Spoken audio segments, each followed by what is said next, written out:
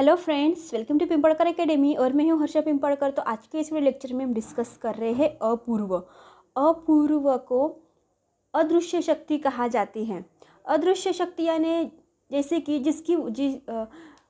जिसकी वजह से हमें कर्मों का फल बाद में प्राप्त होता है ना। जीवन में हमारे जो सुख दुख आते हैं, जो हमें उठाना पड़ता है, वह अपूर्व यानी अदृश्य शक्ति के कारण ही हमें प्राप्त होता है। इसलिए ये इस सिद्धांत में मीमांसक जो दर्शन है इंडियन फिलॉसफी में, उन्होंने इनकी व्याख्या की है। वो कहते हैं कि मीमांसक इस बात पर जोर देते हैं कि हम जो भी कर्म अपने जीवन में करते हैं उसका फल हमें मृत्यु के बाद प्राप्त होता है तथा हमारी आत्मा को उसके अनुसार क्या होता है, सुख दुख उठाने पड़ते हैं। और इसीलिए ये मीमांसा में जो अपूर्व सिद्धांत की बात की है उसी को उन्होंने क्या कहा है, अदृश्य शक्ति की बात वो करते हैं। तो चलिए देखते हैं अपूर्व सिद्धांत में किन किन दार्शनिकों का महत्वपूर्ण ये सिद्धांत है। तो इसमें सर्वप्रथम आते हैं अपूर्व सिद्धांत में मीमांसक दर्शन। वो कहते हैं कि यज्ञ आदि अनुष्ठान यज्ञकर्ता की आत्मा में एक अदृश्य शक्ति उत्पन्न करती है, जिसे उन्होंने क्या कहा है, अपूर्व कहा है। यह अपूर्व आत्मा में रहता है और कालांतर में यज्ञ का अभिष्ट फल प्राप्त होते हैं। जैसे पहले के जो राजा लोग यज्ञ करते थे और उनको क्या मिलता था, उनका फल मिलता था यज्ञ करके, ऋषि मुनि जैसे हो गए।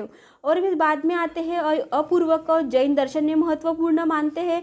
वो कहते हैं कि इस दर्शन में कर्म और फल से संबंधित व्याख्या जीवन में पुद्गल कर्म तथा पुद्गल के आश्रय से सिद्धांत में इन्होंने कहा, यानी उन्हें अपूर्व सिद्धांत को पुद्गल कर्म की व्याख्या की है। और फिर बाद में आते हैं हमारे बौद्ध दर्शन, जो नास्तिकवादी है और अनिश्वरवादी है, जो वेदों की सत्ता को भी नहीं मानते और ईश्वर को भी नहीं मानते। और हमारे जैन भी अनिश्वरवादी दर्शन है और ईश्वर की सत्ता को भी नहीं मानते और वेदों की सत्ता को भी नहीं। और इसमें एक दर्शन है, वो कौन है, चार्वाक दर्शन। तो ये बौद्ध दर्शन कहते हैं कि के अनुसार प्राणियों में, वो भी कहते हैं कि प्राणियों में एक अत्यंत सूक्ष्म तथा अदृश्य शक्ति विराजमान होती है और जिसे अविज्ञाप्ति कहते हैं। यही उनके द्वारा किए गए शुभ अशुभ कर्मों का तदनुसार उनको क्या मिलता है, फल मिलता है।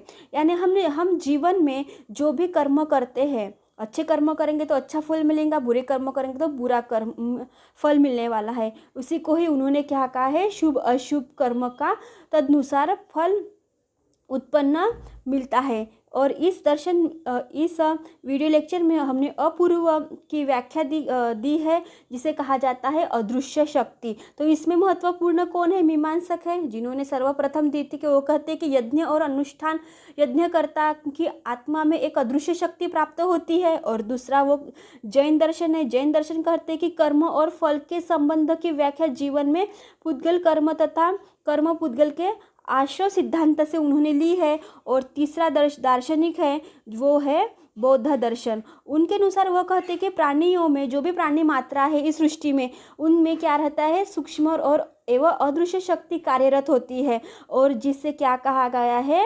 अविज्ञाप्ति कहा है। इसमें शुभ अशुभ कर्म का तदनुसार फल उत्पन्न करती है। इसी को क्या कहा गया है, अपूर्व कहा गया है। तो इस वीडियो लेक्चर में बस इतना ही friends. Thank you for watching my video friends.